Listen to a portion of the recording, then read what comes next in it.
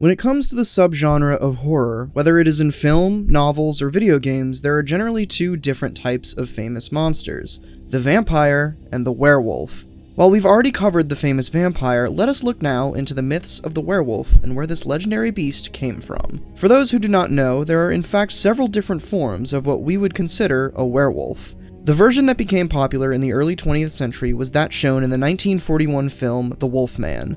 The idea is that an individual has either been bitten or cursed by another werewolf. Once cursed, this individual will transform during the full moon. At this time, the person is unable to control their actions, instead becoming the beast within. They will awaken with no memory of the acts that took place while they were in wolf form. Depending on the medium, the cursed being will either become a massive wolf or a wolf-human hybrid that has become popular in movies and television. The second type of werewolf is that of the shapeshifter.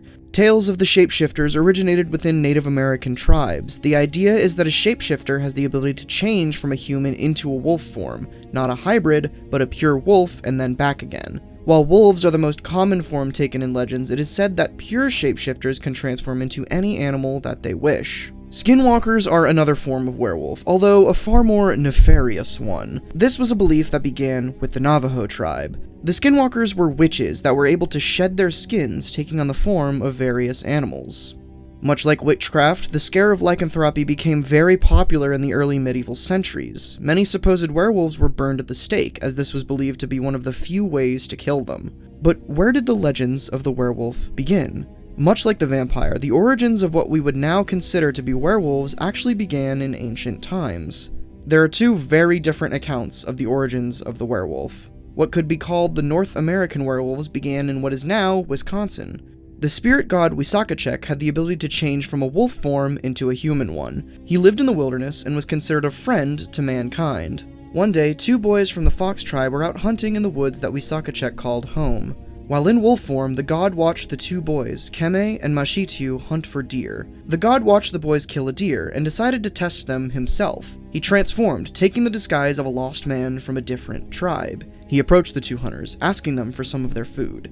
Out of the kindness of their hearts, they offered him some of their deer. Later, the boys were out hunting again, and Wisakachek watched them once more, yet this time, the boys were not lucky in their hunt. The god approached them, and the two explained that they had been unable to catch any food since they last saw him. While Wisakachek had no food to offer them, he instead showed them his ability to transform into a wolf. He offered this to them as a gift, so that hunting would be much easier for them. He gave them this ability with one condition, however, that they only use their wolf forms to hunt and not to hurt anyone. The boys promised and hunted enough game to feed their village for months, yet eventually, the gift would be used out of anger. While in the village, Mashityu became angry with another hunter and transformed into a wolf.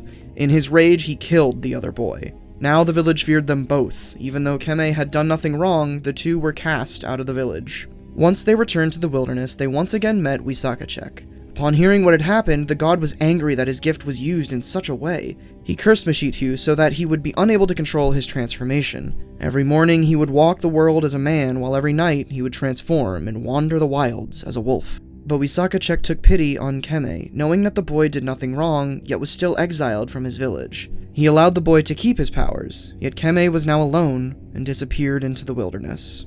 Much like vampires, the Eastern European legends of werewolves can be traced back to ancient civilizations, such as the Greeks, Romans, or the Mesopotamians. Many believe that the first mentions of someone being cursed to turn into a wolf appear in the Epic of Gilgamesh. Part of the story tells of how the goddess Ishtar became bored with a shepherd who had fallen in love with her. Rather than simply break up with the poor guy, she turns him into a wolf. Others point to the ancient Roman stories known as the Satyricon. One of these tales talks of Nisiros, who was traveling to a city with a fellow soldier. Late one night, they stopped in a graveyard to relieve themselves. Nisiros' friend suddenly became crazed, stripping off his clothes and changing into a massive wolf. Nisiros fled in terror as his friend bounded away toward the village. Once Nisiros arrived there, the locals told him of a wild wolf that had killed several people before it was killed. The Greeks also had several legends of men who could turn into wolves. The Nurai were said to be able to transform into wolves for several months at a time. There's also the legend of King Lycaon of Arcadia. The king worshipped Zeus, but one day decided to test whether the king of the gods was truly all-knowing. To do this, Lycaon invited Zeus to a great feast where he offered him a meal made from the flesh of his youngest son, who he may or may not have murdered.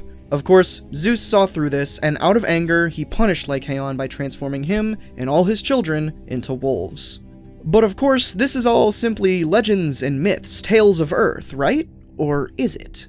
Elkhorn, Wisconsin, the beast of Bray Road has been sighted several times since the mid-1930s. Many people describe the creature as over 6 feet tall, covered in fur and walking on 2 legs. Some have said that it resembles some sort of bear, while many others have described it as having more wolf-like features. While the official reports say that the sightings of the creature were as early as the 1930s, legends say that the first settlers of the area reported large wolf-like creatures who would attack the livestock at night and vanish into the forests. Perhaps these creatures are the descendants of Meshithu, still being punished for their ancestors' crimes against his village. As is the case with any myth or legend that takes hold of people's imagination, science always tries to prove where this hysteria came from. One of the common explanations for the scare of lycanthropy in medieval Europe was hypertrichosis, which was a disease that caused massive hair growth over the entire body. Rabies was also cited as being a possibility, believing that as a victim's mind deteriorated, people may have believed that this person was becoming more bestial.